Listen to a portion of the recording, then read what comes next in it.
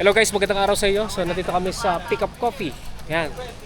Dito sa loob din ng Ayala Mall at dito rin sa Bermosa, Imus, Cavite. So for this video naman po, isa pang matinding budget episode. So ito yun. Sabi ko yung mamayang brand kasi yan din yung hinahanap kong brand na frame kasi ito yung kasi may na frame check ako na ganito. Yun yung pinakamagaan na aluminum na MTB frame. Yan. So ito yung ginagamit niya. So may-ari naman ito si Idol Freddy Bainco Jr. Yan, from ano pa to? From Parañaque, layo, no? Buti nakaampuhay dito, eh, no? So, first time nyo ba na nakarating ng Bermosa? Hindi po, madalas po dumadaan. Pero yung stop, Stop. Na-try nyo na ba umikot dito? hindi po. Kasi nga busy, eh. Sa MOA lang lagi. Sa MOA. Bali, try nyo pa minsan ito pag may time. Sige po. Yan, so i-check natin ngayon yung kanyang specs na kanyang rigid MTB na poging-pogi at saka magaan, no? Yan, so Idol Kuya Freddy, before tayo mag-start, tanong muna ako, kailan nyo po na-build tong rigid MTB? Ano po, yung buko siya 2022 po. 2022. Bali, saan nyo na po na-ride to? Ano po, pinakamalayo po Pangasinan. Pangasinan. Saan po sa Pangasinan? Sa Burgos po. Malapit sa Alaminos. Ay, ako po. Yung parang paside na pa ganito? Yes. Yun yung mahaba sa Pangasinan, yung dito. Yung dadaanan mo yung may ahon na may isda. Ay, yun yung may mga Bangus Festival, mga ganun. Ibig sabihin, malapit na kayo dun sa 100 Island ba to? Apo yung puli. 1000 Island ba? 100 Island? 100 Island. Kala ko, 1000 Island, ano pala yun? Dressing pala yun, 1000 Island. So, 100 Island pala, no? Ayun, so next question naman, Idol, ano na naman yung mga dream ride nyo? Kung sakasakali? Wala naman, ano lang po, right lang, tapos papawis. Papawis lang. Puro na lang physical fitness, eh, no? Apo. Kasi nga, kahit ako rin, hinahanap-hanap ko yung pag-bike. Nung huminto ako ng matagal, nung na-aksidente ako talaga. Parang hindi na matagal-tanggal sa akin. Nakaka-running pag hindi nagbabike, eh, no? Ayun nga, ito nga yung general background sa kanyang rigid LTV. So mag-start muna tayo sa kanyang XC Hardtail mountain bike frame. Wala tong pintura, no, pero i-reveal ko na. Ito yung Laplace L300, no, ng XC. L500 po. Wait, hindi lang. 500. L500 na pala. Naalala ko yung binachi ko dati, yung frame ko dati kay Kuya Tintin, Laplace L300. Ito na pala L500. Yes po. Okay, aluminum to na anong sa ano? 7005. 7005. Parang ano rito ng Moso, no? Magkano bilhin nyo dito dati? Nasa 8,000 po may get.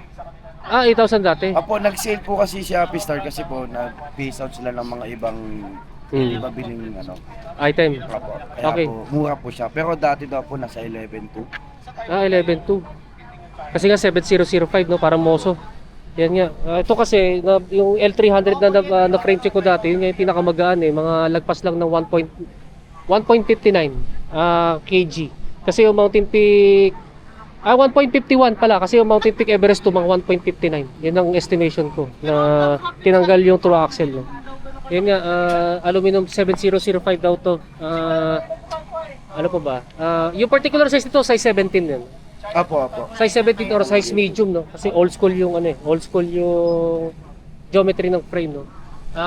Tapered yung head tube, tapos yan old school to, eh. Full external, yung full external cable routing. Pang BSA threaded na bottom brackets yan. Pang 31.6. Apo. Yeah, pang 31.6 mm diameter na seat post, quick release yung drop out. Then ang disc brake caliper mount naman yan ay post mount.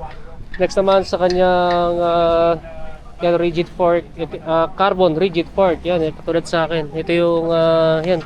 Sing tandaan sa akin kasi old model, walang butas dito na balugo. Pura rasa balugo na carbon fiber gravel fork. T1000. Ilalagay ko na lang sa screen yung front plate at saka yung blade nito. Then ang steerer tube na to tapered po, no? Apo. Tapered, quick release and drop out. Then ang disc brake caliper mount naman din yan ay post mount. Next naman sa handlebar cockpit, ito yung integrated MTB handlebar na carbon fiber Syncros. Gano'n po kalaban ito? Para 500 plus lang. Ano po? Nasa 600 sa. 600, okay. 600 mm daw yung lapad nito. Gano'n po kahaba yung stem length? 90. 90. Then yung angle, nandiyan pa? 17 degrees po. Ayun, negative 17 degrees.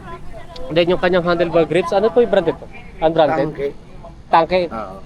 Yan, tanke na grips, no? Yung gamit na, no? Pero okay na okay pa rin yan. Pag-ano po kasi sa lahat ng may palmos, Mm. Yan, so ito nga yung kanyang grips, no? Then yung headset niyo po, sir, ano po yung brand? Mountain Peak po, pero pinalitan ko lang ng Aero. Aerospacer. Yan. Yung headset ito, Mountain Peak na Silverix na tapered, no? Then sa seat flap naman, yan nakalagay dyan, specialized na aluminum Allen type, 34.9mm ang diameter. Yan, magaan to, no? Yan, pag ganyan yun, may hollow, no? Then ang seat post, anong brand po ng seat post ito? Unbranded po na carbon. Yun, unbranded daw ito na carbon fiber T800. Gano'n po kahaba nito? 400 po. 400mm ang haba, 31.6mm ang taba na setback na dual ball clamping system. Yan, pares ng hubog sa Toxic ko dati. Toxic ko ngayon. No? Then next naman, ito yung dati kong ginagamit, no, Coseblo. Yan. Ano to? KPO. Yan, basta ano to, Coseblo na may butas sa gitna. Malambot naman, tsaka nagpi-flex. Then carbon railings. Okay to sa akin eh. Kaso nga lang nagbago nung palit ako ng carbon fiber cockpit. Kaya nag-iba ako ng saddle. Sa inyo naman sir, ano po yung feedback niyo dito? Okay naman po. Wala naman po sumasakit sa Ayun, so ito yung feedback niya dito sa saddle niya, no? Fit So, sa akin kasi ibang saddle. Sakit sa singit. ayun, sa singit. Kasi medyo pagkaganon, no? Yan, so proceed naman tayo sa drivetrain. Yan. Pamansang drive rin to na 1x, pero since nalagay siya ng small ring, yan, tinatawag nilang 2x Teka. Yan, 2x Teka kasi walang FD, no? Yan, yung shifter niya, Shimano Diore M40-100 na 10 speed. Next naman, ano po yung crank na to? I accept? Sunshine po. Sun- Ay, ano po? Disney. Disney to. Ay, ano po? Yung I-accept po to. Disney lang po. Okay. I accept to na na pambansang MTB crank, no. The return of the comeback. Yan, 170mm ang crank arm niya, syempre Halotech. Halotech threaded bottom bracket. Stock din ba to ng I accept? Yung bottom bracket. Ano po? Yung Shimano... MT nakalimutan ko na, MT501 Apo. na bottom bracket, no. Yan, 104 BCD pang purpose build na pag 3x. Yan, 104 BCD sa dalawang chain rings, then 64 BCD para sa granny ring. Yung kanyang chain rings naman, no, ito yung dati kong ginagamit na Disney. Yan, 4060 naman ito na 104 BCD. Then ito naman Motsub ba to? Apo. Ayan, Motsub na 30. 30. So pag ahon na, manual shifting. Apo. Yan, so next naman sa kanyang, ano po yung pedals po ninyo? Big kasi G... Ito. Ako, G-Wage.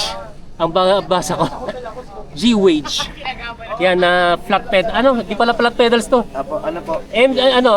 Clipless na pwede flat pedals, no. Yan sa chain naman. BG Sport po. Yan, BG Sports na 10 speed. Yung hollow plate. Yung sa cassette sprocket naman, Sunshine. na 1136. Apo. Nakita ko doon. 113060. Yan, nandiyan na naman yung mga grass cutter. Naririnig ko na. Then next naman ito kanyang RD, Shimano Diore M40-100 Apo. na 10 speed, no, na naka-foam, no, na big pulleys. Yan, so ito nga yung sa driver setup na kanyang rigid MTB. Sa wheelset naman, yan, naka road bike. Apo. Naka road bike na sigasang galing Mountain Peak Striker, Hindi po, ano po? Yung bagong labas nila na rim. Aero. Apo.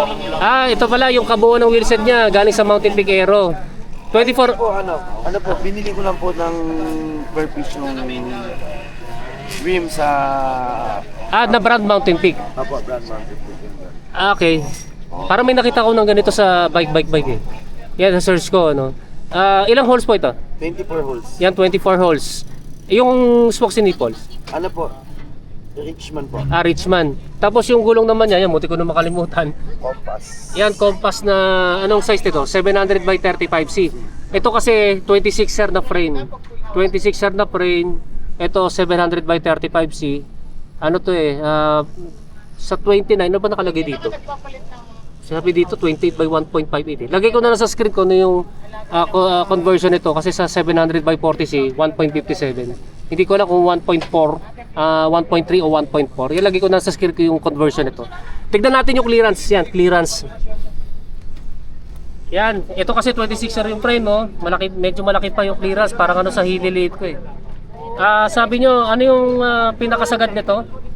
45. 45C, pero malambot ang gulong, no? Apo. Yan, sa Maliit lang. narrow ribs kaya kasha, no? Opo. Yan, yan yung clearance niya, no? Yan sa Balugo, yan mas malaki syempre. Yan. Sa hubs naman, yan, Hasage Pro 7, 3 poles 3 6 poles 3 tip, no? Yan kasi type of rear body, seal bearings. I-check na rin natin yung timbang nito, kuya, pag naka-pre-wheel. Paikutin natin.